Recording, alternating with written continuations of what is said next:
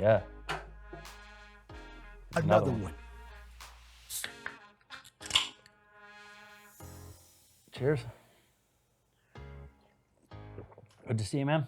Mick, it's fantastic to see you. We have some fantastic news for our runners and our Davis County peakers. My heart hurts to say this. I know.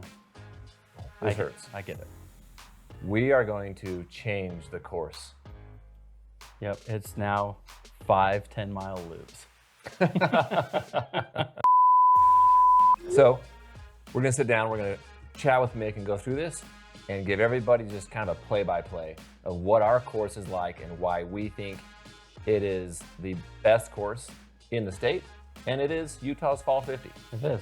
So Mick, why don't you take us through where is the starting line? What is it like to get from the starting line up to the first aid station at Francis Peak? So the race starts out at East Mountain Wilderness Park in Kaysville, and right off the bat, it's rolling hills, flat, easy runnable, open for the lead runners to cruise out in front of everybody. 3.5 miles of just beautifulness. It's awesome.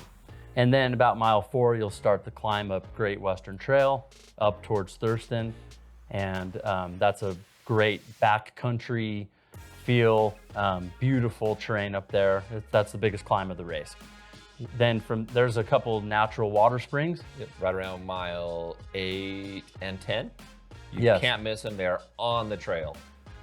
Yep. Fresh spring water. It's awesome. It is awesome. So you'll head up towards Thurston Peak, and that's a huge chunk of the climbing. There's a few more climbs as you head past Thurston over towards Francis Peak, and about a mile and a half before you get to the actual balls at Francis Peak, that's where our aid station will be. That's, what is that, 13.5 miles? 13.5 miles. There's a single track trail just as you get off the single track and get on the service road.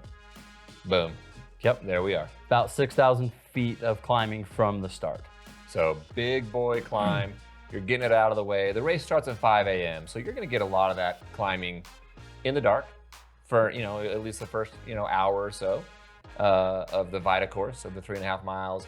Sun's going to start coming up as you start to climb. So I think our lead runners will probably be at Francis Peak aid station in approximately 3 hours. I think our lead runners will be there. End of the packers are probably upwards of 5 hours. Those climbs are pretty beefy. That 6,000 feet that's half of the vert of our entire race. Yeah. Our race sits right around 11,000 feet, depending on your watch. So you're knocking it all out in that first, half of it out in the first 13 miles. Yeah, there is one thing to note. When you get to about mile 7, there's some shrubs that you're gonna have to run through.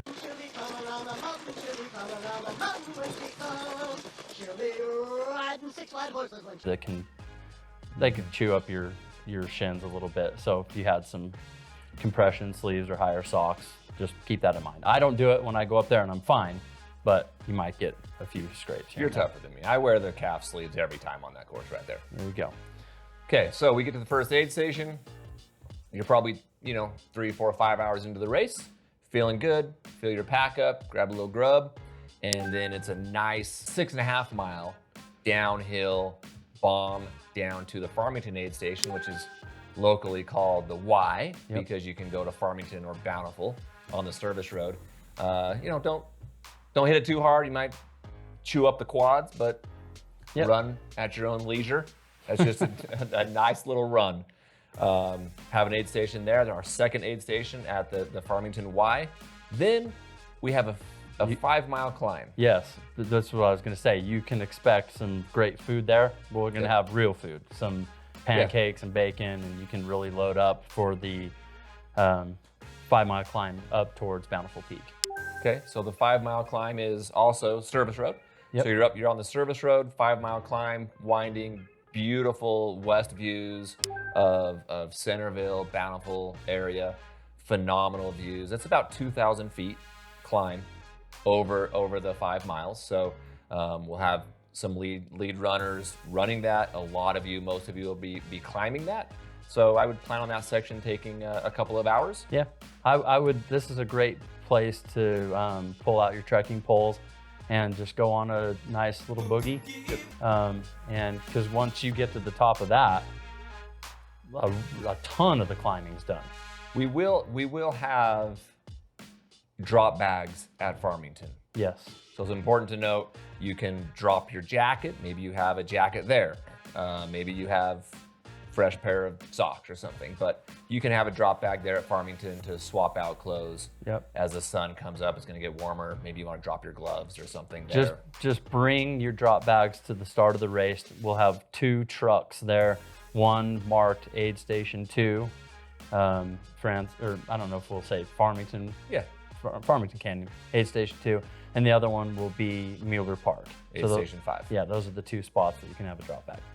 Okay, so now we're up at Bountiful Peak, our 3rd aid station.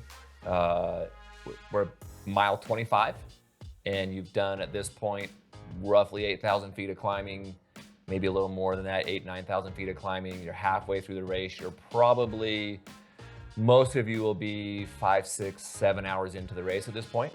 So you're nice and warmed up. At that point, Mick, where do they go from Bountiful Peak to the next aid station? You'll cruise down 2.5 miles of the service road again, but then you're going to take a right onto Parish Creek Trail called Zigzag, and then single track trail where you're bombing down towards Centerville, and it's very, very fun. It's a little exposed. There's some spots that have some shade, but it's kind of a mix, but the views are fantastic. It's a very fun section. Just enjoy the run down. As you kind of get towards Centerville and pop out over this little hill, you can just see it open up. And you're like, oh, hello, city. It's awesome. And then right there is when the actual zigzags happen. And then you get down to the aid station and it's a good time to fuel up here. Okay, the top 3/4 of that section are gorgeous. Yeah, the fall leaves up there are unreal. It is awesome. So we're gonna come down. We get to aid station 4. It's probably noon, early afternoon. It's likely to be warm. It's likely to be exposed because it is exposed down there. Yeah. This is the first area where your crew can come see you. Yeah, it's right off the exit, right up Parish Lane. Pacers are allowed to start here. And Pacers can start here. So it's a big aid station for everybody. Runners should be fueling up for the good run here. From here to Bountiful is just a good single track, undulations of ups and downs, just nice running trail, slightly uphill. And then you hit Bountiful Boulevard. It's about 2.5 miles of road, which is awesome at this point in the race. You are around mile 35, and you get a couple miles on the road, which is actually really cool gives your feet a break. It's a nice little break. It's great. Great break right there. Then we get into Mueller Park, mile 38, which is our biggest, probably most critical aid station, where we have drop bags, we have crew, you have family, we have a 5:30 p.m. cutoff, meaning you got to get off the chair and onto the trail at 5:30 p.m. You have to leave that aid station. Get out the aid station. Yeah, and you know what? You should be excited to get out of that aid station after having all this good food and seeing your crew there, because the next 14.3 miles of this race are amazing. This is the news. This is the This is what we're excited about. So yeah, we designed the course around 2 major sections, which would be Fernwood and Great Western Trail up to Thurston, and then tying in Mueller Park and the beautiful trails there that we grew up on. And this is probably our favorite section of the course.